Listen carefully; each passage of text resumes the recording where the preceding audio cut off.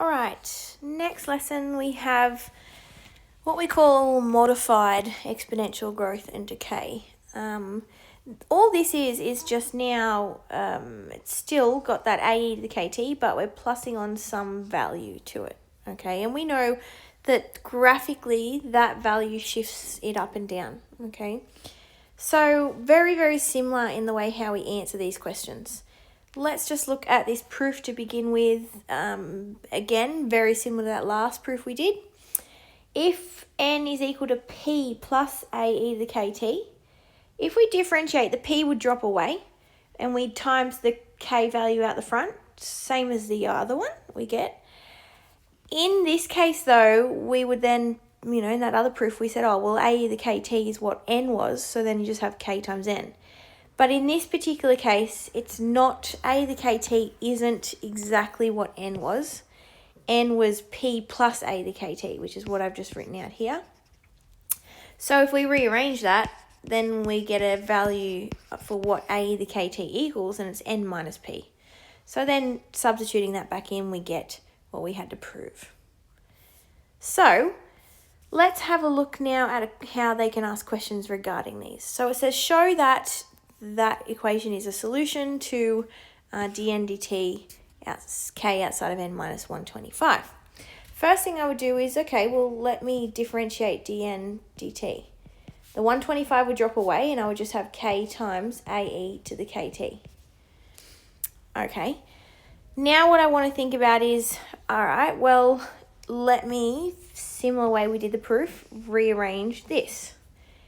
N minus 125 is equal to AE to the KT. Now I could say, okay, well, let this be equation 1, let this be equation 2, and I'm literally just going to sub equation 2 into equation 1. You don't have to write that part, but just so you guys can see what I'm doing. So therefore, dn dt equals k timesing by n minus 125. Okay, so then you'd say, therefore, is a solution to this equation.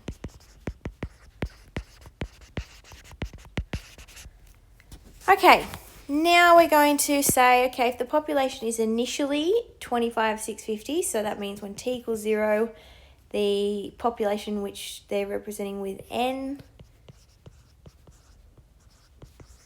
and when t equals 5, n equals 31,100.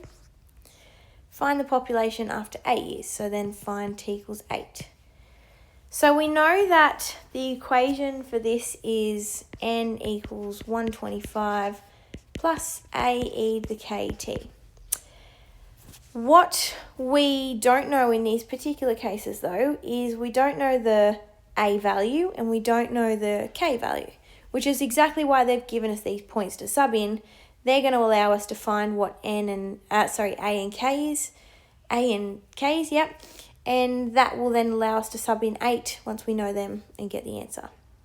So feel free to pause the video and give it a go if you'd like. But otherwise, let's sub in what we have. We've got, first one I'll sub in is the first point.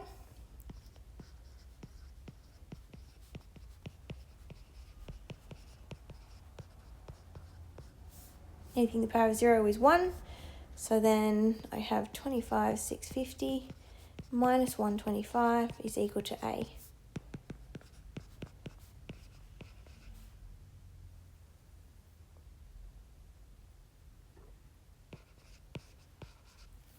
All right.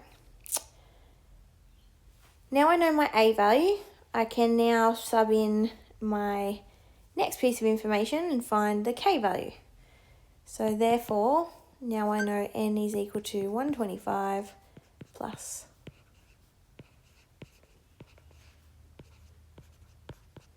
And now I'm going to sub in the next piece. Let's see.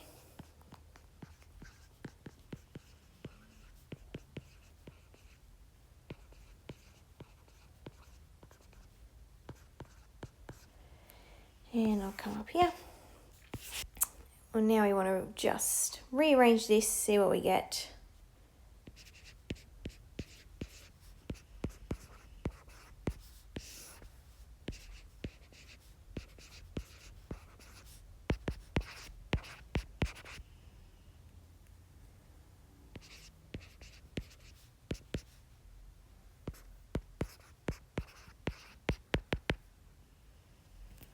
Log both sides.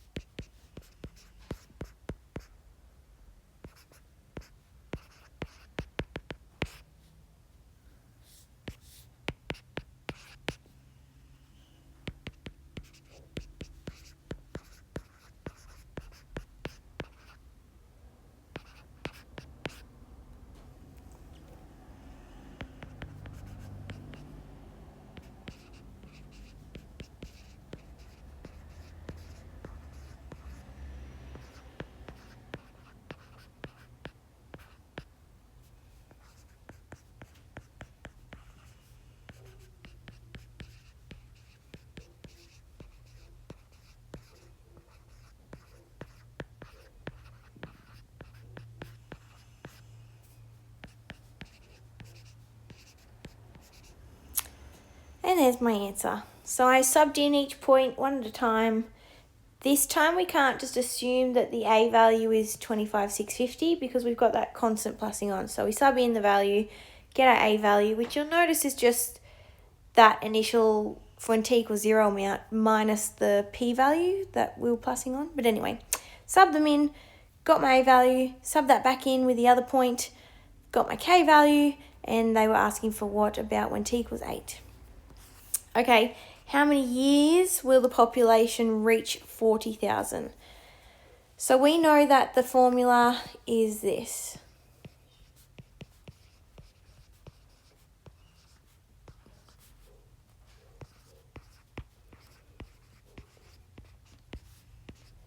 And they want to know when will it reach 40,000. So I'm now solving for t.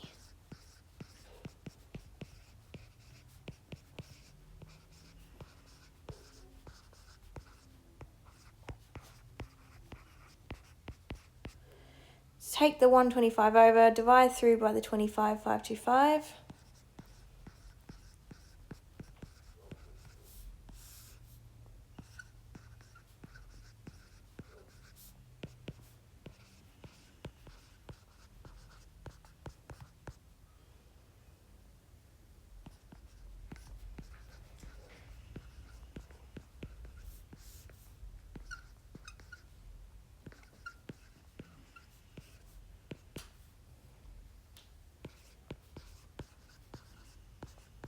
Logged both sides.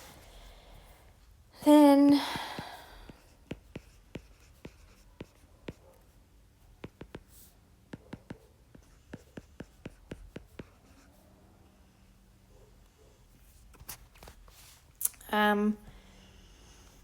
there's my answer.